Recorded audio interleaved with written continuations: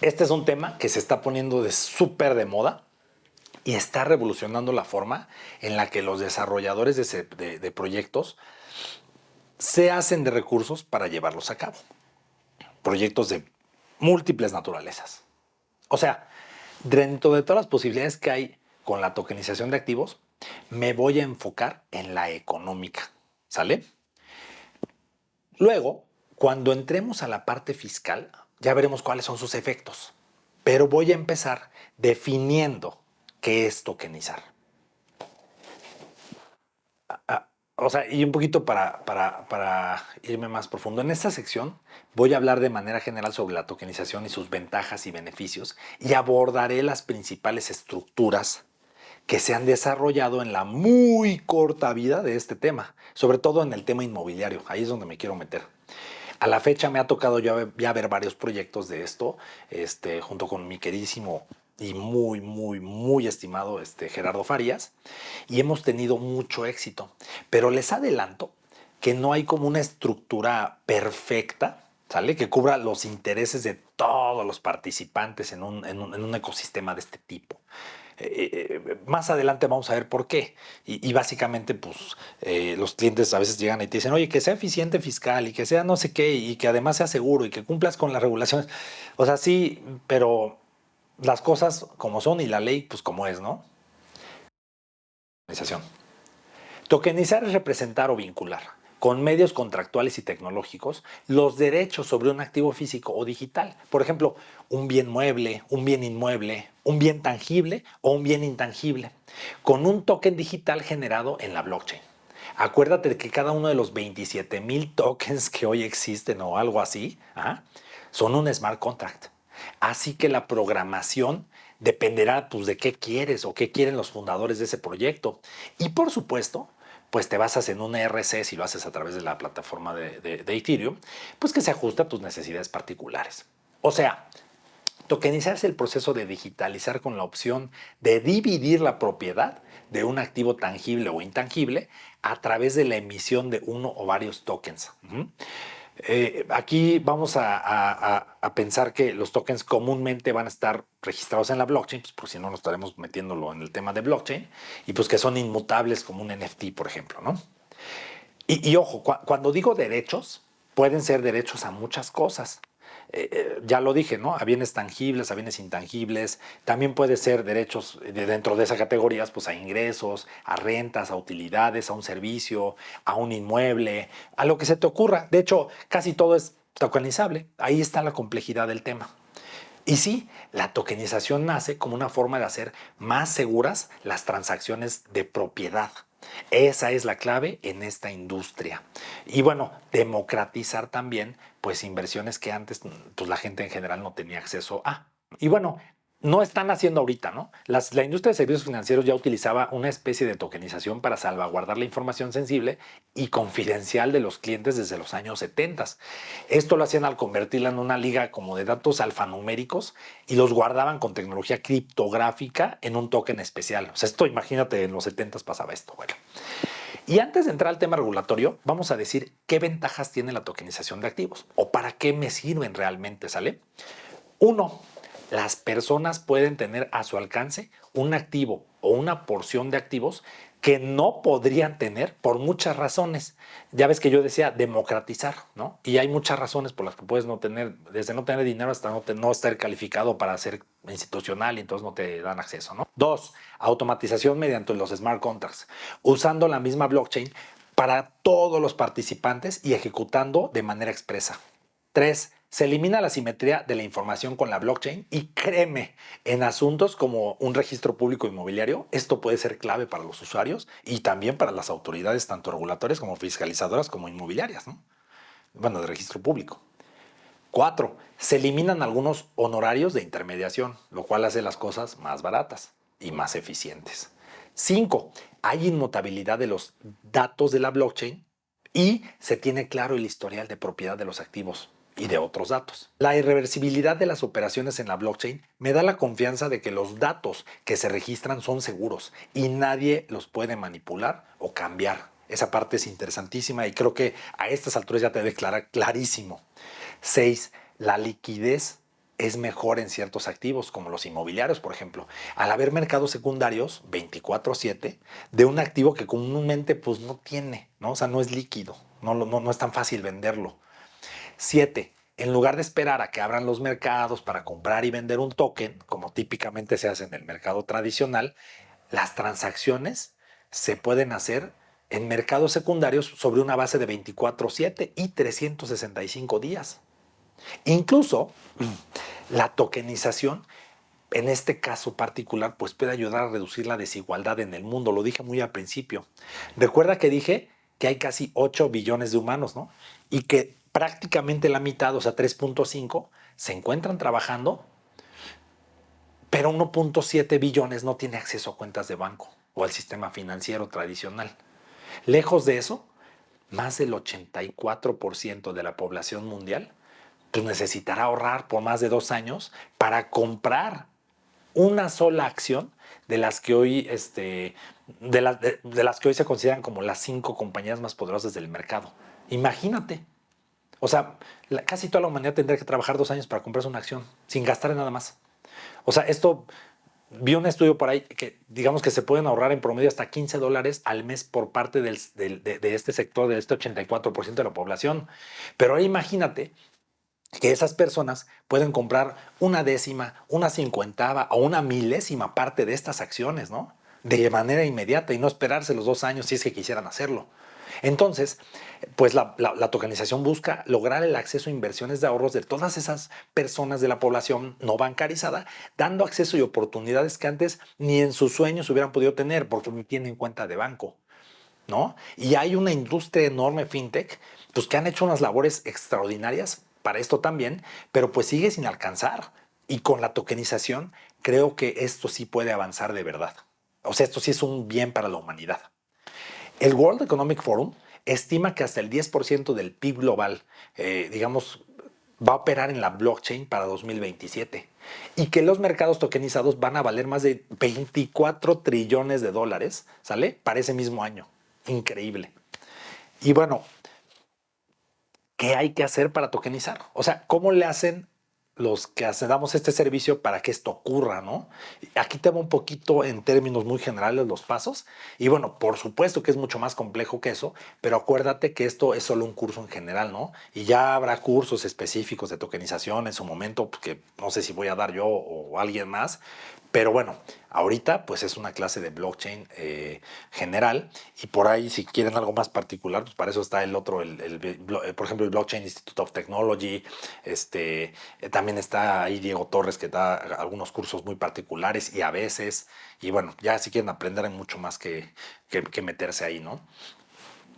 Pero bueno, volviendo al qué hay que hacer para tokenizar.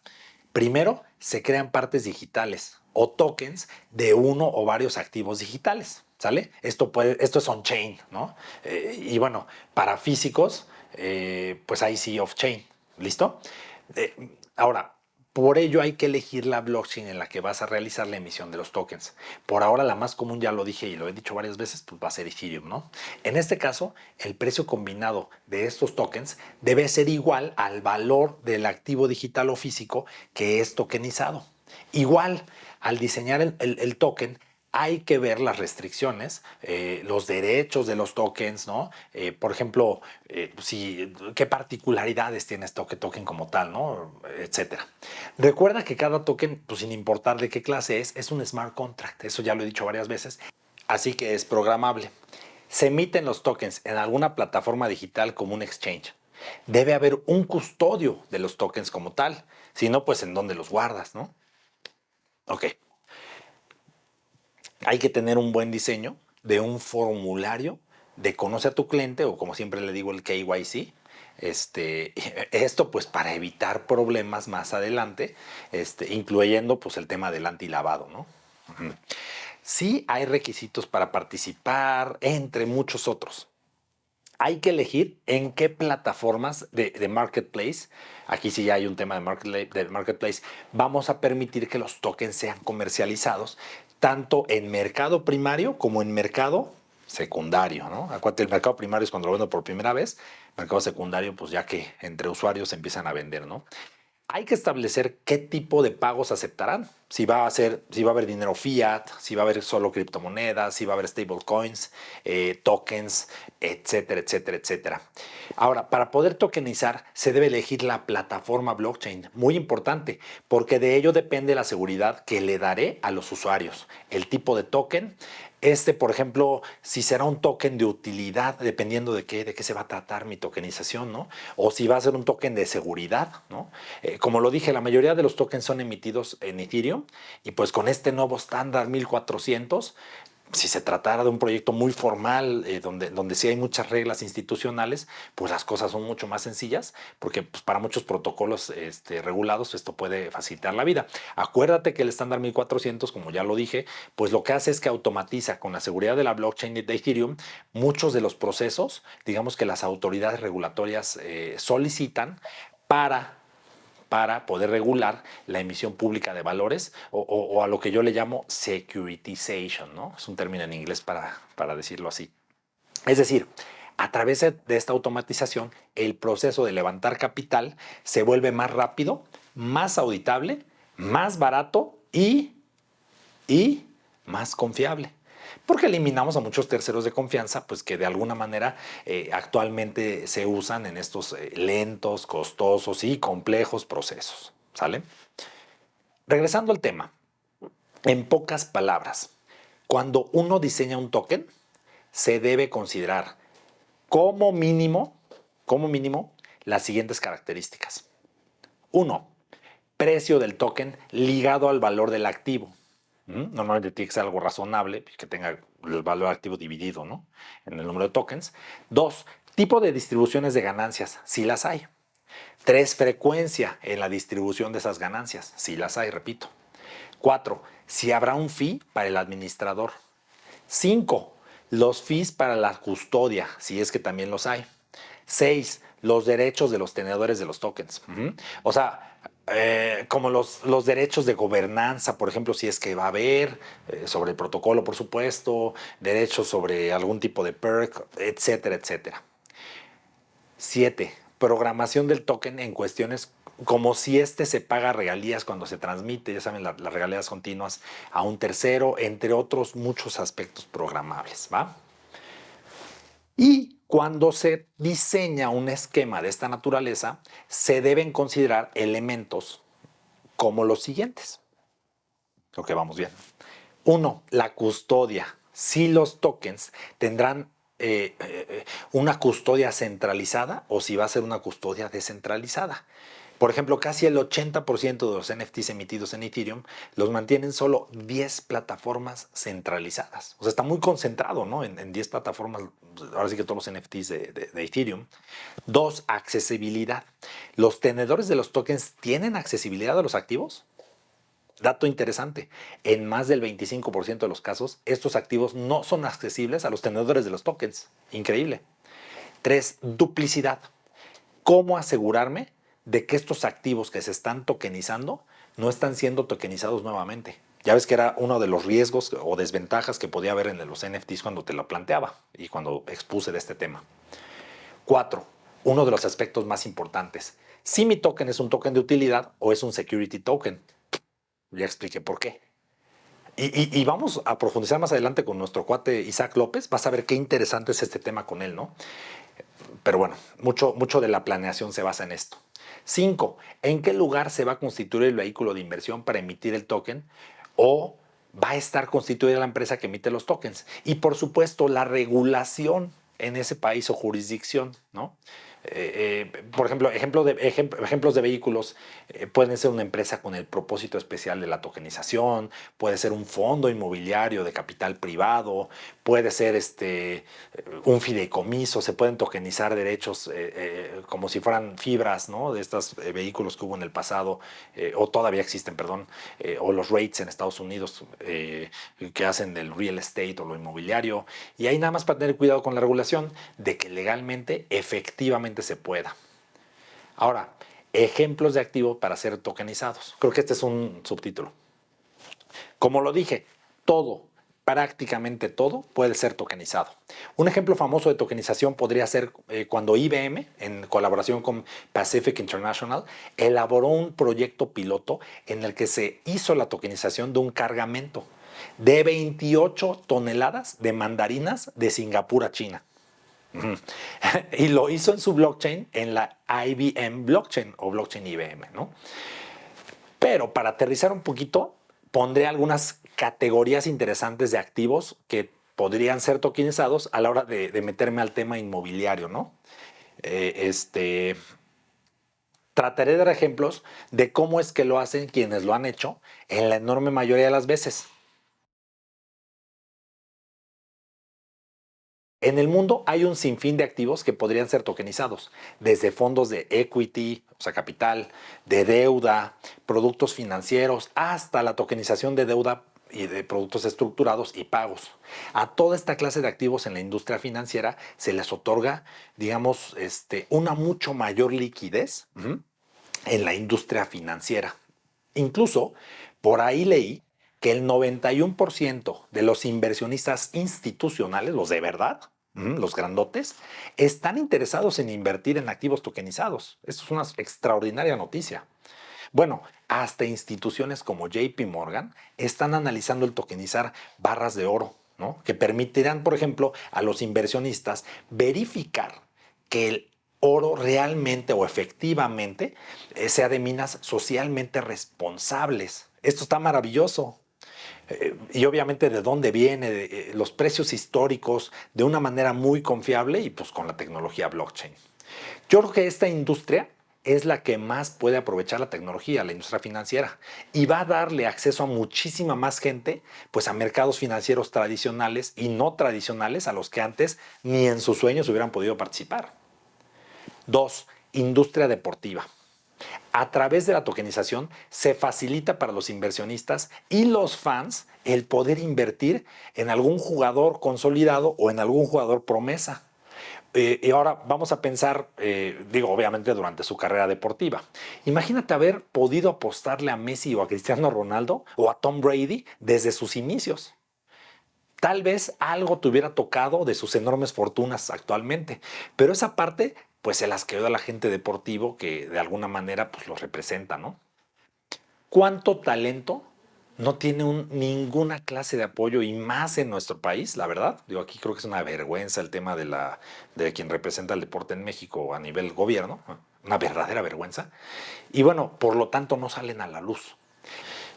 Por ejemplo, en México, ¿cuántas noticias vemos de deportistas que tienen que ir a vender de puerta en puerta cosméticos, comida, ¿no? Para pagarse las idas a las competencias internacionales. Y siempre ha sido así, creo que no nomás es de este gobierno, ¿no? Pero siempre ha sido una vergüenza este tema para el tema deportivo nacional.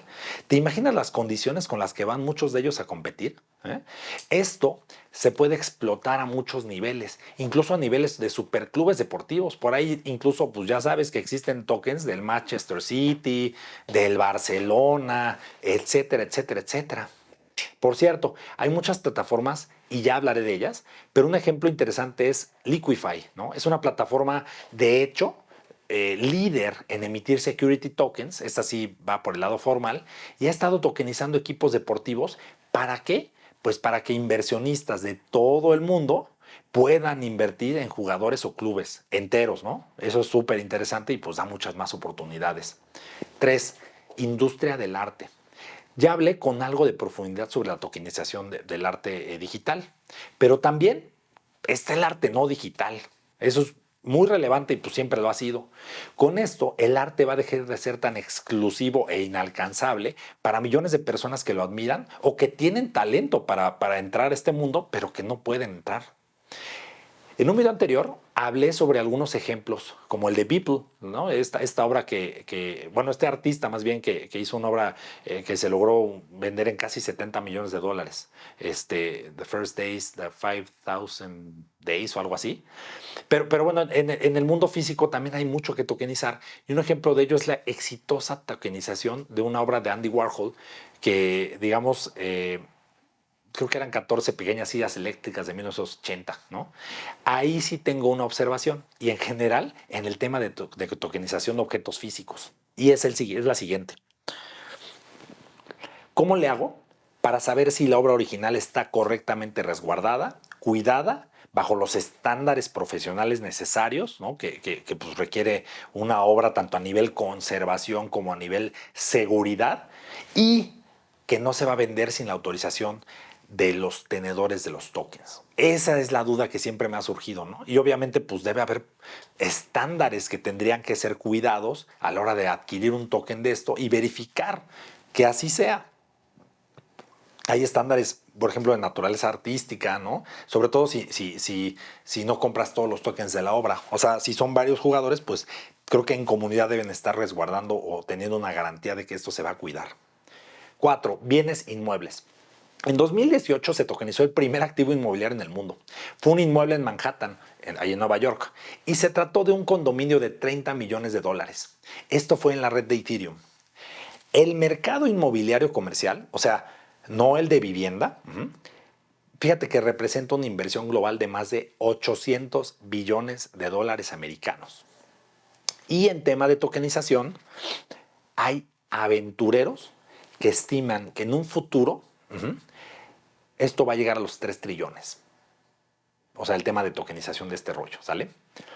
Por otro lado, la tokenización más grande en el mercado inmobiliario que se ha hecho jamás fue la de un hotel de lujo en el Mayfair District, ahí en Londres, que se evaluó en 600 millones de dólares. En ese caso se tokenizó el 49% de las acciones de una holding offshore, o sea, no inglesa, que es propietaria indirecta del hotel, a través de una compañía local. Vamos a imaginarnos a la propiedad inmobiliaria. Al número limitado de tokens representativos de la propiedad se le conoce como tokens inmobiliarios. De eso ya lo dije, ¿no?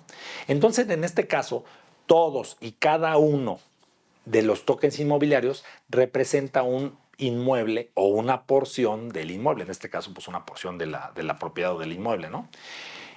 O en algunos casos, una parte de la empresa, que es el caso en particular de este ejemplo que le estoy dando del Mayfair District en Londres, una porción de la empresa que es propiedad o que tiene los inmuebles en sus activos, ¿no? Como si fuera un fondo. Lo que también se busca es eficientar el proceso de transacciones con inmuebles. En lugar de ir con el notario a que te haga 1000 preguntas, a que te haga el control antilavado para hacer una operación, te va a salir carísimo.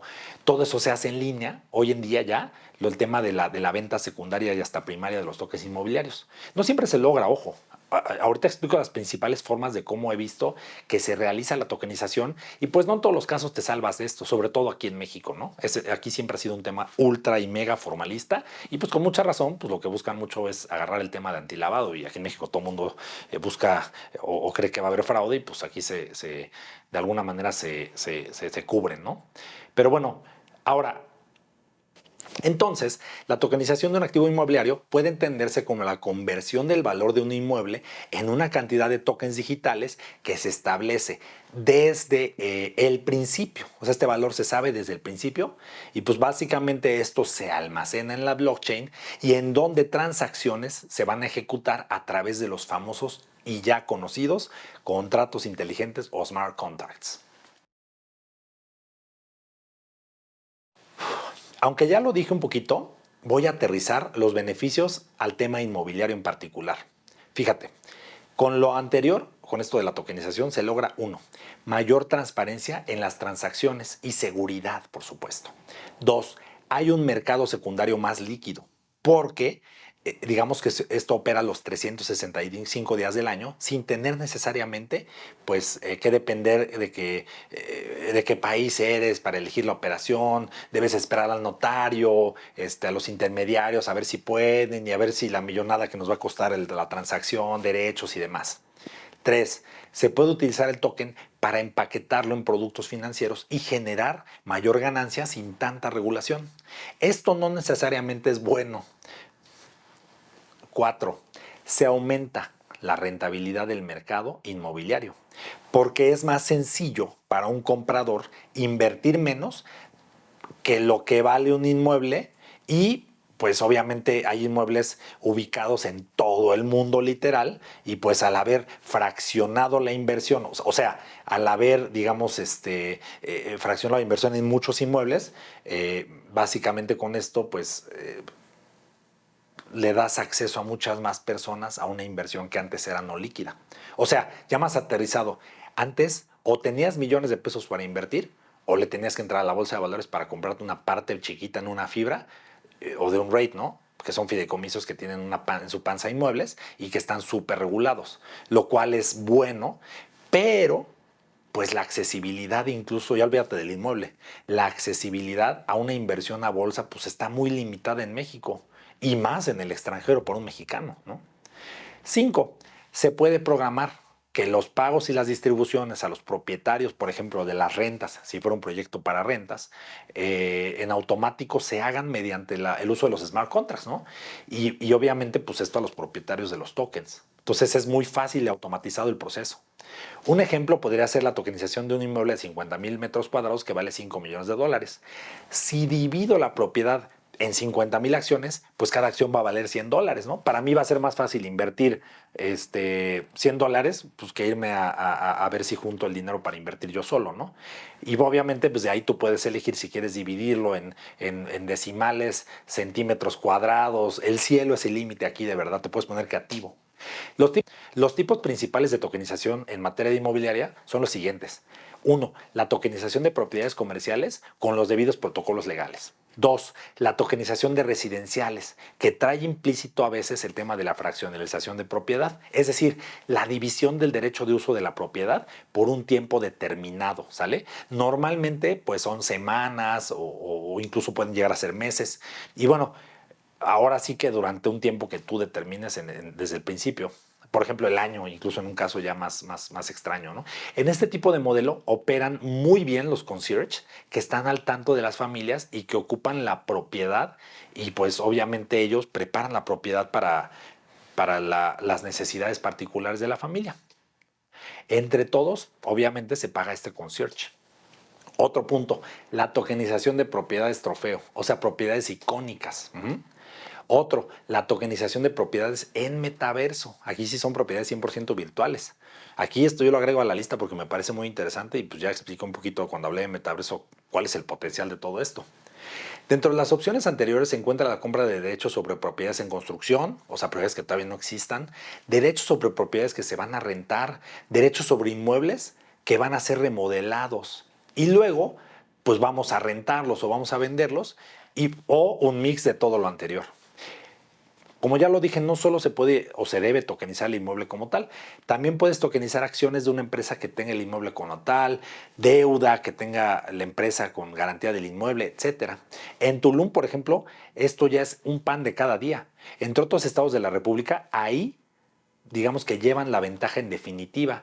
Los inmobiliarios que se dedican al tema de rentas tienen una ventaja competitiva si ya están en este mundo de la tokenización. Entonces, acuérdate, el que pega primero pega dos veces. Y si te dedicas al tema inmobiliario, creo que es algo que sí debes explorar porque es muy rentable desde el nivel de marketing incluso. Ahora vayamos a las formas en las que hasta ahora he visto que se realiza la tokenización de activo. Puede haber más, ¿sale? Puede haber más, pero estas son las que yo he visto y las que creo que son las principales. Y ya luego en la sección fiscal hablaré sobre los principales efectos pues, fiscales de cada una de estas formas, ¿sale?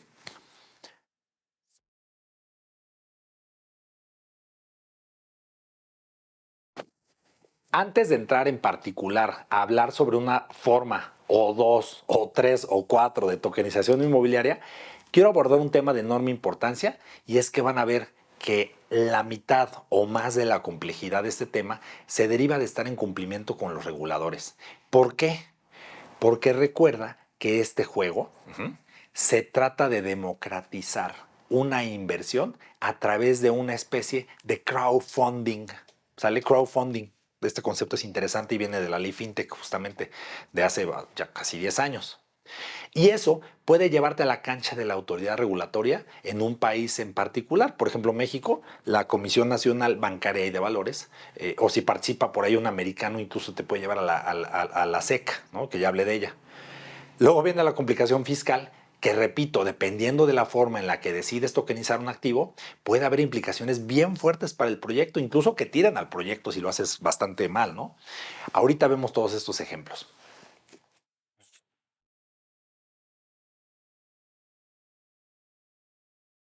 Título. Como lo dije, A la hora de estructurar un proyecto, es importante saber que te vas a enfrentar a una encrucijada bien compleja. Se trata de dos cosas. Uno, la fiscal y dos, la regulatoria, ¿no? Me he encontrado que en realidad tú no puedes quedar bien con todos. ¿Te acuerdas que en algún momento ya lo dije de este curso? Que los clientes a veces pues te hablan de que puta, quieren toda la eficiencia, pero también quieren toda la seguridad y no quieren cumplir tanto con la regulación tan compleja bancaria y demás. Eso no se puede, ¿sale? Hablamos ya de la importancia de clasificar bien tus tokens y pues obviamente si vas a emitir uno o vas a invertir en algún proyecto, es importante que estés consciente de estas reglas. Si eres de los que emiten tokens y buscas inversionistas, debes hacer las pruebas para verificar si se trata de un security token para México, por ejemplo, si va a ser acá o en el extranjero. Porque si lo haces mal, ya te lo dije varias veces, puedes incluso ir a parar a la cárcel, en serio. O si eres un inversionista y la autoridad castiga a los fundadores del proyecto o al propio proyecto, pues básicamente tu inversión también se puede ir a la calle, ¿no? Siempre que te inviten a invertir, debes preguntar si se trata de un security token y bajo qué regulación están cayendo. ¿Sale? Mucha gente te va a querer decir, no, ese es utility token. Ya te expliqué que es un utility token y si no es eso, entonces duda. ¿Sale?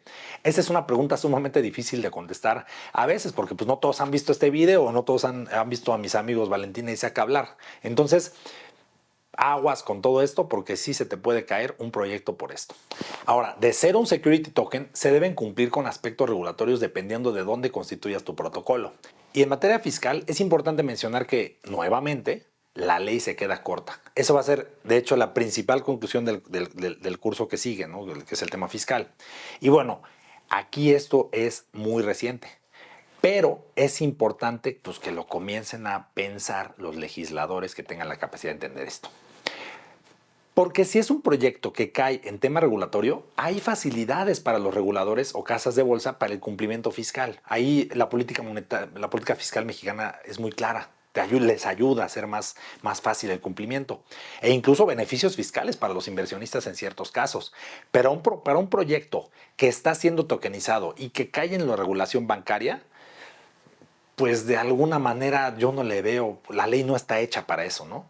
En el supuesto que lo autorizaran, ahí habría que ver si cae entonces en alguna de esas facilidades administrativas, pero en general te lo digo, el problema es bastante complicado y pues se trata de un problema de compliance, ¿no? De cómo hacer un compliance tan complejo, escalable en un proyecto de tokenización. Voy a entrar un poquito en la materia. La ley del mercado de valores define a los valores como las acciones, partes sociales, obligaciones, bonos, títulos opcionales, certificados, pagarés, letras de cambio y demás títulos de crédito, nominados o innominados, inscritos o no en un registro que se llama Registro Nacional de Valores y Emisores. O sea, no necesariamente deben estar registrados, lo cual abre mucho el abanico de posibilidades de caer aquí, susceptibles de circular en los mercados de valores que se emitan en serie o en masa y representen, uno, el capital social de una persona moral, ahí tenemos uno de los supuestos, dos, una parte alícuota de un bien, ya puede ser desde un inmueble, tres, la participación de un crédito colectivo, o cuatro, cualquier derecho de crédito individual en los términos de las leyes nacionales, pues, mexicanas, o extranjeras incluso aplicables. Esa misma ley define a la oferta pública de valores como el ofrecimiento con o sin precio que se haga en México a través de medios masivos de comunicación y a persona indeterminada para suscribir, adquirir, enajenar o transmitir valores por cualquier título. ¿Sale? ¿Te acuerdas que hace rato decía, incluso si te anuncias te puedes meter en un tema hasta penal en México? ¿Te acuerdas? Si caes en estos supuestos, ya estás obligado a cumplir con los requisitos de la ley de mercado de valores. Que créeme, es un tema verdaderamente muy pesado de compliance. Porque se requiere un departamento entero o una consultoría carísima que se dedique solo a este tema. Y además de muchísimas otras consideraciones internas que tendrías que tener a nivel empresa para poder participar en este mercado, ¿no? Ahondando más, en 2017, la Secretaría de Hacienda y Crédito Público, la Comisión Nacional Bancaria de Valores y el Banco de México emitieron un comunicado en conjunto que decía que en ese momento no se tenía registro de la emisión de una ICO, o sea, una de estas que no son reguladas, ¿te acuerdas? Una Initial Coin Offering, en territorio nacional, sino solo la comercialización y venta de ICOs originadas en el extranjero. Acuérdate que una ICO, digo nada más para recordarlo un poquito mejor, es la emisión no regulada de tokens al público por parte de una entidad privada o de una DAO, ¿sale? Aquí advierten que algunas ICOs que se originen y emitan en México podrían violar la ley del mercado de valores y constituir incluso pues, un delito financiero, ¿sale? Dependiendo del esquema de financiamiento, ¿no? Los tokens, digamos que pueden ofrecer el derecho de acceso a operar en una plataforma a desarrollar la adquisición de la propiedad de los nuevos activos virtuales o inclusive representar la propiedad de bienes de alto valor. Entonces, fíjate la amplitud, ¿no?, de todo esto. Y aquí quiero hacer una pequeña aclaración. Hablando de México nada más, ¿verdad? Dada la legislación, siempre me voy a referir a activos off-chain en este caso. O sea, aquí vamos a estar hablando de tokenización de activos no digitales, ¿sale? Activos físicos, por decirlo así. Cuando ya cae el token en la clasificación de security, o sea, ya caímos. ¿Y ahora qué? Hay que cumplir con las reglas que antes mencioné y hay países en donde es un verdadero calvario cumplir con estas reglas. Como dicen algunos clientes, o hago mi negocio o mejor me pongo a cumplir con la legislación de trámites y requisitos. Pero incluso México y otros países tienen algunas excepciones para el registro de un security. O sea, sí son security, pero te doy una excepción para que no me tengas que cumplir con todo esto. Por ejemplo, en México no caes en las reglas tan complejas si, por ejemplo, tienes inversionistas institucionales calificados, ese puede ser uno de los supuestos. Si se trata de capital que representa participación en acciones y tienes menos de 100 inversionistas en la inversión, ahí tenemos a 100 ladrillos, ¿no? Por eso se llama así. O si se tratara de un plan de acciones para empleados, etcétera. Entonces, cuando diseñas un esquema de inversión, hay que considerar esto, que como ya lo dije, es muy independiente de lo fiscal, pero puede afectarlo. Porque imagínate que te lo quieres saltar o de pronto se te ocurre que no vaya a ser un aumento de capital todo esto o lo que sea, ¿no? Ahí cambia toda la cosa. Ahí empieza el estira y afloja.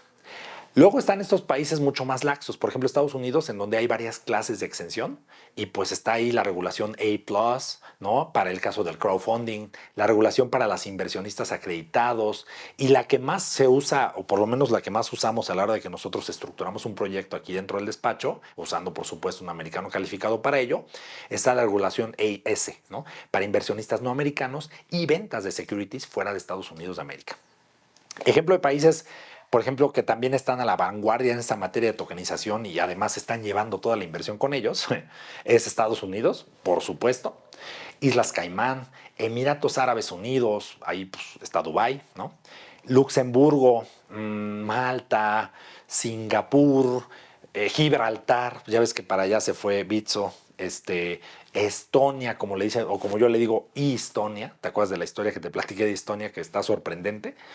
Y no es que las autoridades de acá, pues como que quieran sobreregular por sobreregular, es que hay muchos oportunistas que pueden hacerle fraude a los inversionistas, porque ¿cómo vas a perseguir un protocolo que defrauda si ni siquiera se sabe a veces quiénes son los fundadores del protocolo, si todo está estructurado en un lugar sin jurisdicción, ¿no?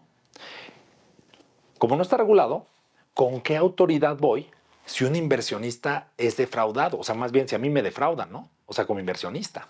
O peor, que en el protocolo entren inversionistas oscuros, de nacionalidades de la lista negra, países sancionados, ya sea de narcotraficantes o trata de blancas, como SED, ¿no? La SEC o Security and Exchange Commission americana recientemente le ha puesto mucha atención a este tema. Con decirte que a mediados de este año, 2023, por si ves el video del siguiente año, se hizo una lista de 55 criptomonedas que son consideradas como security tokens. Y entre ellas está el BNB de Binance, ¿no? La criptomoneda de Binance. Solana, Sol es la cripto, ADA de Cardano, XRP, Algorand, Tron, ¿no? El TRX, Luna, pues es la que valió gorro. Y aunque no valga nada, ¿no? Binance, USD, los Axis de Axie Infinity, etcétera. Justo salió la resolución del asunto Ripple y por ahí hay un proceso civil en contra de Tornado Cash, OkiDAO, el fraude de Mango Markets. O sea, traen una verdadera fiesta. De hecho, los últimos podcasts de mi amigo Isaac López se han tratado de esto y es interesantísimo. Es una guerra completa. A la hora que grabo esto, creo que sigue el tema del juicio de Ripple. Ha sido todo un caso. Por ahí la SEC ha argumentado que hay ventas no registradas de XRPs en tres categorías que son ventas institucionales, al público, a través de exchanges y otras distribuciones. Y bueno, todo esto creo que debe ser analizado por verdaderos profesionales en el tema y pues obviamente aterrizarlo a los proyectos que uno traiga o que nuestros clientes traigan, y sobre todo si son obviamente mexicanos, pues para que tengan un proyecto que sea exitoso, ¿no? Dicho lo anterior, y con esto en mente, ahora sí, vayamos a las formas de tokenizar el sector inmobiliario, que es un caso y un ejemplo interesantísimo que me encantaría abordar. Como vas a ver, ahorita es solo el esquematizarlo considerando los efectos regulatorios, pero no fiscales. Esos vienen después. Incluso esta explicación que viene es con independencia de los efectos regulatorios que acabo de abordar. ¿Sale? Bien. Cualquiera de las formas de estructurar que vienen pueden violar las reglas de la Comisión Nacional Bancaria de Valores, porque aquí voy a dar solo formas de hacerlo en México. De hecho, ya en la práctica particular, la mayoría de los proyectos, eso es una tristeza, pero pues así es, pues prefieren estructurar fuera de México, ¿no? Y eso es por tanta complejidad que aquí hay en temas de muchos procesos, incluso el poner un fideicomiso, si es tierra cerca de la playa, no pueden tener los extranjeros en directo, hay mil cosas y procesos formales y por el hecho de que la Comisión Nacional Bancaria de Valores no es muy amigable con lo que digamos del tema de los cripto, ¿no? Pero bueno, arranco con las clases de tokenización que he visto, son 4 y vamos a tratar de ser bien breves. Y bueno, los 4 tipos de estructuración que yo he visto son los siguientes. Uno, la copropiedad, la he visto en teoría, que en pocas palabras, digamos, es el que un activo inmobiliario sea propiedad de varias personas físicas o morales. O sea, no es de una persona, sino de varias. En este caso, los tenedores de los tokens que se emitan son los copropietarios para efectos legales del inmueble y reciben las rentas. Aquí viene un tema registral. Desde un inicio, cada vez que los tokens sean transferidos, hay que cumplir con la totalidad de las formalidades legales para realizar una transmisión de una porción de la propiedad. ¿Qué implica esto? ¿En qué se traduce? ¿Sale? Implica notario, escritura pública, honorarios del notario, aunque sea que la blockchain pueda ser más confiable que el propio registro público mexicano. La ley es la ley y no hay nada que hacer al respecto más que seguirla. Hay que cumplir con todo esto, incluyendo la parte fiscal. Por ejemplo, adelantándome un poquito al siguiente curso o video, retenciones, CFDIs, pagos de impuestos por traslado de bienes inmuebles, impuestos local, ISR, IVA, si es que son rentas de algún tipo de oficina y demás. Y eso sin considerar que si el adquirente de los tokens es un extranjero y la propiedad tokenizada se encuentra en la costa o en frontera, tiene que ponerse un fideicomiso para ser propietarios de los tokens.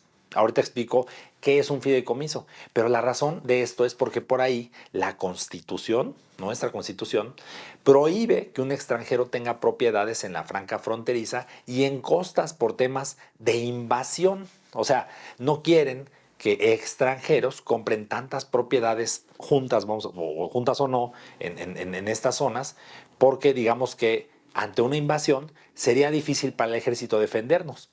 Creo que eso aplicaba como en los 1800, pero la verdad no sé si hoy en día eso hace sentido. Esto es algo que yo creo que ya deberían de quitar de la Constitución, porque de cualquier modo lo pueden comprar vía fideicomisos, ¿no? Pero bueno, en pocas palabras, es inviable que en una tenencia directa de la propiedad vía la copropiedad se puedan cumplir con los temas formales legales, al menos ahorita, ¿no? A menos que alguien invente por ahí una plataforma súper innovadora, tecnológica, que de alguna manera sea impresionante en tema registral, tipo como si estuviéramos viviendo en Estonia, ¿no? Aunque como lo voy a ver pues, en la parte fiscal, fiscalmente esto sí puede ser eficiente para las personas porque les aplica una tasa especial a la hora de las rentas, aplicando la famosa deducción ciega, pero eso es un poquito, como digo, adelantándonos. Es decir, esta no es posible en la legal, pero sí en lo fiscal, ¿no? Dos, tokenización de los derechos fiduciarios de un fideicomiso al que fue aportado el inmueble o que adquirió el inmueble. ¿Qué es un fideicomiso para empezar? En la Ley General de Títulos y Operaciones de Crédito se establece que en virtud del fideicomiso, el fideicomitente transmite a una institución fiduciaria la propiedad o la titularidad de uno o más bienes o derechos, según sea el caso. O sea, el fideicomitente es el aportante, ¿no? Esta aportación pues, se realiza para que estos bienes sean destinados a fines lícitos y determinados, encomendando la realización de dichos fines a la propia institución fiduciaria. O sea, el fideicomiso no es una empresa, ¿sale? No tiene una personalidad jurídica propia, eso es bien importante decirlo, sino que es un acuerdo, o sea, un acto jurídico traslativo de dominio de la propiedad, o sea, para efectos legales sí se traslada el dominio de la propiedad a una institución financiera regulada en México, ¿no? Así es la ley. O sea, a diferencia, por ejemplo, de Estados Unidos, donde un trust, o lo que se le parece a un fideicomiso, no es lo mismo, no es lo mismo, pero parece prácticamente es lo mismo. Ahí sí puede haber una persona física, una empresa que sea el fiduciario. Aquí en México no, aquí tiene que ser un banco, una institución bancaria, ¿no? Bueno, el sistema financiero. Entonces, al final, el fideicomiso es una figura legal transparente a través de la cual la institución financiera de la que hablo o la fiduciaria mantiene la titularidad fiduciaria del patrimonio del fideicomiso, pero no puede disponer de los frutos del activo, digamos, aportado, porque los efectos jurídicos que deriven de este contrato corresponden a sus integrantes en virtud de que el fideicomiso no tiene capacidad jurídica para responder, evidentemente, pues, por los derechos y obligaciones que se deriven pues, de esta propiedad como tal. En palabras un poquito más aterrizadas, ahí te va. Un contrato de fideicomiso es eso, es un contrato al cual es aportada una propiedad. Lo que quieras, pero que sea legal. Y en donde el que aporta, o sea, el fideicomitente, le dicta al fiduciario, la famosa entidad financiera, que en México debe ser así por ley, qué hacer o para qué fines aporta esa propiedad y en dónde hay beneficiarios o fideicomisarios, así se les dice, de la misma o de los frutos de la misma. Es decir, quiénes son ellos. Y esta propiedad entonces se administra, en algunos casos, en algún tipo de fideicomiso, y pues se cumple un objetivo en particular. Ejemplos, pueden ser un fideicomiso inmobiliario, o sea, por ejemplo, un grupo de personas o de inversionistas que no se pueden conocer, o sí, pero que no quieren poner una empresa, aportan tierra y dinero al fideicomiso y entonces las reglas de para qué se usa el dinero, cuándo se usa, cuándo se abren, se cierran las llaves del recurso, quién puede usarlo y entre otras reglas están escritas en piedra. Otro ejemplo es un fideicomiso de sucesión o sucesorio, en donde el que aporta puede dictar que al fallecer los bienes se distribuyan a X o a Y persona de X manera o de Y manera. O sea, la fiduciaria, al ser una institución regulada, tiene que cumplir sí o sí con el fin para el que fue aportada la propiedad. Como yo lo veo, es que un fideicomiso en sí es lo más parecido a la blockchain en el mundo pre-blockchain o en el mundo tradicional. Fíjense, porque finalmente es una institución obligada a cumplir con algo, pero bueno, aquí sí hay un tercero de confianza que es privado, ¿no? Y bueno, es una figura que digamos que se utiliza para cumplir con el fin que fue constituido, ¿no? El tercero de confianza, aquí en este caso, nuevamente la institución fiduciaria, está regulado, ¿sale? Si la blockchain evoluciona como creo que terminará siendo, los fideicomisos serán smart contracts, nada más. ¿Coincides? Pero bueno, continuando con la explicación y el ejemplo inmobiliario, en este caso, una forma de tokenizar precisamente, y aquí interviniendo los fideicomisos, pues es que el fideicomiso recibe recursos, en este caso a través de la emisión de tokens que representan los derechos fideicomisarios, o sea, los derechos para los beneficiarios, así lo traduciría, o bien, en algunos otros casos, los derechos sobre los certificados, les llaman estos CPIs, los certificados de participación inmobiliaria, o bueno, de participación. ¿Para qué? Con esos recursos se lleva a cabo el desarrollo inmobiliario y los frutos de las rentas o de las ventas que se vayan a hacer, en este caso típicamente hablaré de rentas, se distribuyan a los tenedores de los tokens. Así de sencillo. Es decir, en el caso A que vimos, pues era la propiedad en directo, ¿no? Y en este caso B es la propiedad aportada en fideicomiso y el fideicomiso es digamos que los tokens representan los derechos fiduciarios. El problema registral del que hablé cuando toqué el tema de la copropiedad, ¿se acuerdas? ¿Te acuerdas? Se disminuye porque el único propietario legal del inmueble es el fideicomiso. Ahora el tema es que una carga administrativa se traslada a nivel fideicomiso, pero me encantaría que un corporativista nos orientara en esta materia, porque si al tratarse de un tema inmobiliario, la conclusión de que cada transmisión de token debe ser objeto de registro público, pues aquí creo que es un reto tecnológico y de forma muy importante. Es decir, igual si no fuera el caso, me imagino que a nivel fiduciario, pues puede salir carísimo que una institución de esta naturaleza pues te va a estar cobrando por un movimiento, ¿no? Entonces estar cambiando de beneficiario puede ser algo complejo, ¿no? Esto es un tema de tramitología nuevamente, ¿no? Aquí lo veo un poquito más viable que en el otro tema de la copropiedad. Lo que sí es que las actividades que se realizan a través de los fideicomisos, pues hoy por hoy ya tienen la obligación del control, más bien del registro del beneficiario controlador, que es bastante complejo de cumplir. Ha sido una pesadilla para quienes nos dedicamos al tema de compliance. Y bueno, pues aquí ni siquiera me imagino cómo le harían, ¿no? Estar cambiando y avisando cada vez que hay un cambio de token o de tenedor del token en una de las teorías de alguien muy purista, ¿no? Y bueno, pues en un fideicomiso me imagino que debe ser sumamente complejo y además caro de hacer. Y por supuesto, el mismo control de antilavado que aplica en el caso inmobiliario directo o aplica a través de un fideicomiso, ¿no?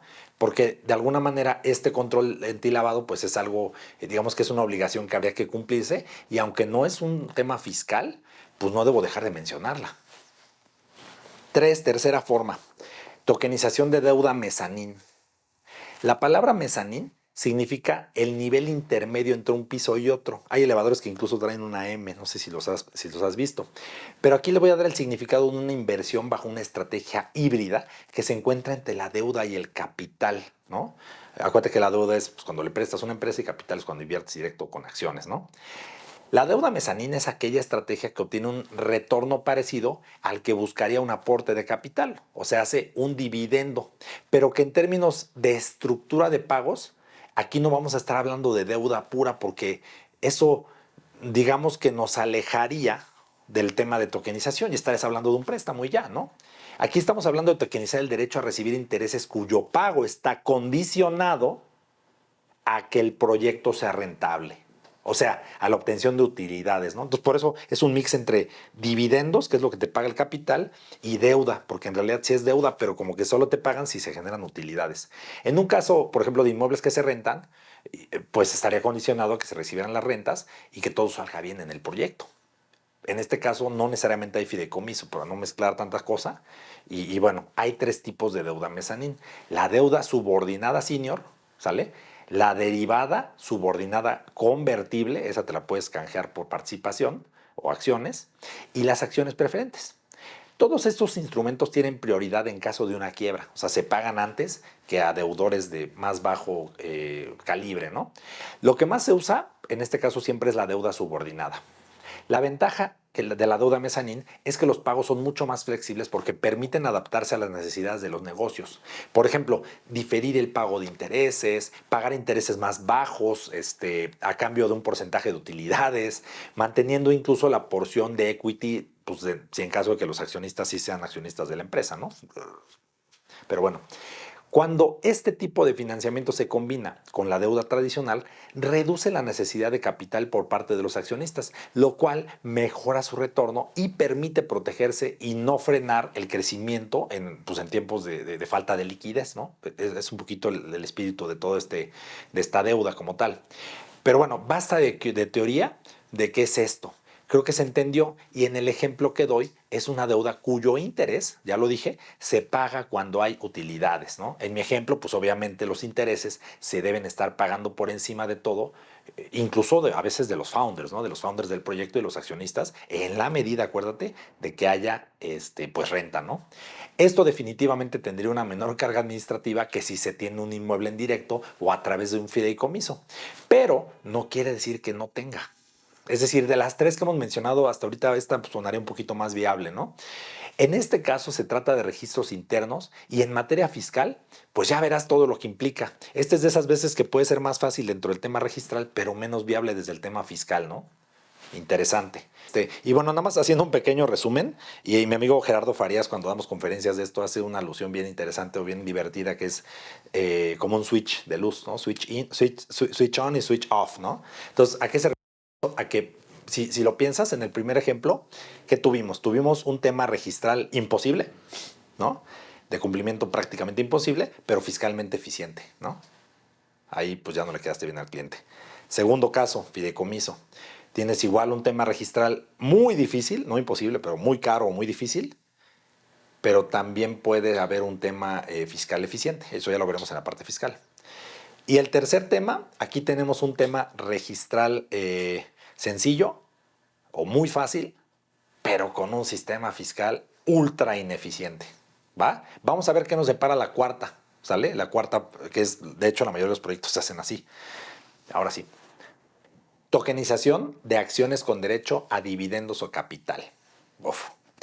En este caso, tampoco hay fideicomisos y los tenedores de los tokens se consideran accionistas de la sociedad que tiene el inmueble. ¿Ok? Entonces aquí no estamos hablando ya de que el inmueble está a través de un fideicomiso que no tiene personalidad jurídica propia o algo, sino de una sociedad que tiene el inmueble. No se reciben rentas, aquí se van a recibir dividendos porque es capital. Y lo que se tokeniza es una serie accionaria de una sociedad que es la propietaria legal del inmueble. Esta serie puede tener características diferentes que los founders, por ejemplo, ¿no? Por eso es una serie accionaria. En el compliance no es tan complejo como tener el inmueble en directo o a través de un fideicomiso, pero de hecho es bastante compleja porque igual cada que cambies de propietario debe de haber de manera formal actas de asamblea de la sociedad, notarios, hay quien dice que sí, hay quien dice que no, formalidades corporativas y ante las autoridades fiscales, pues el registro del beneficiario controlador, que vuelvo a decir, ha sido una verdadera pesadilla por pues, lo mal hecha que siempre sale la legislación mexicana, ¿no? Este tema salió por un tema de la OCDE, pero bueno, estamos tratando de cumplir con ello. Y bueno, para los fiscalistas que manejan sociedades con muchos accionistas saben de lo que estoy hablando. Y bueno, hasta aquí un ejemplo de cómo tokenizar los derechos económicos sobre los inmuebles de manera directa o indirecta, o sea, a través de un vehículo específico, pues lo voy a dar. Mencionaré algunas plataformas importantes de tokenización. Por ejemplo, está Polymesh, esta plataforma de tokenización que se especializa en security tokens, los que están regulados, ¿no? Y no es necesario tener conocimientos de programación para utilizarla. Solo realizas el proceso de onboarding y listo. Eso es una plataforma muy importante y muy usada, de hecho, ¿no? También está el Polymath, que aquí se usa la tokenización como un servicio y permite tokenizar valores y al igual que Polymesh, no hay que saber de programación. Estas son bastantes ventajas. Ahora sí que nuestra generación y menos las de arriba fuimos formados con el tema de la programación, ¿no? No fuimos formados con el tema de programación. SolidBlock. Esta plataforma se usa más para servicios de tokenización de activos inmobiliarios y empresariales. Por ahí también está la plataforma ThirdWeb. Bajo esta plataforma se usan herramientas para programar y tokenizar cualquier tipo de activo y hacer programación pues a la medida, ¿no? Algo como le llaman tailor-made, algo como para mi proyecto en particular. ¿Cuáles son los retos de la tokenización? En todo, el tokenizar tiene riesgos y retos, aun cuando se esté operando en algo tan seguro como la blockchain. Y a continuación te voy a mencionar algunos de estos retos, ¿va? 1. La tokenización no se encuentra exenta de ataques de hackeo. Ojo, como lo dije ya, aun cuando la blockchain es sumamente segura y seguramente los registros que ahí quedan son inmutables y todo lo que tú quieras y mandes, en general depende de la blockchain en la que te bases. Y si el protocolo en el que participas trabaja sobre la misma blockchain, pues en algún layer 1 o 2, ya sabes lo que es la capa 1 o 2, por ejemplo, ¿no? O sea, recuerda que la app o el protocolo en la que decidas invertir, centralizada o descentralizada, puede ser hackeable. Es así, la blockchain no, pero la app sí. Entonces aguas con eso. Dos, tema regulatorio. Ya hablé de esto. Los países no han desarrollado todavía una regulación multinacional y cada país tiene sus propias reglas respecto del tema de qué es una emisión pública de valores, ¿no? Un token que resulta ser security, cuál sea su tratamiento ante la autoridad financiera y pues tenga que ser tratada bajo las leyes y regulaciones del estado donde corresponda. Un protocolo se puede ser, por ejemplo, multado y sus fundadores incluso, ya lo dije, encarcelados si no cumple con las reglas pues ahora sí que de democratización o del crowdfunding por las inversiones, pues que hayan sido clasificadas como un security, ¿no? Y ya hablé de esto bastante, pero bueno, quería recalcarlo y por ahí acuérdate que uno de los retos más importantes y riesgos de la tokenización, pues es este. Y bueno, como recordatorio, incluso ya lo viste, en México, nada más por el hecho de hacer publicidad de un token que puede ser extranjero, ahí te puedes meter en un tema de caer en el tema de oferta de valores. Y ese tema puede ser bastante grave. Entonces hay que tener mucho cuidado. Esto no se planea como, digo, si lo piensas hacer sin asesores, olvídate, va a ser un desastre.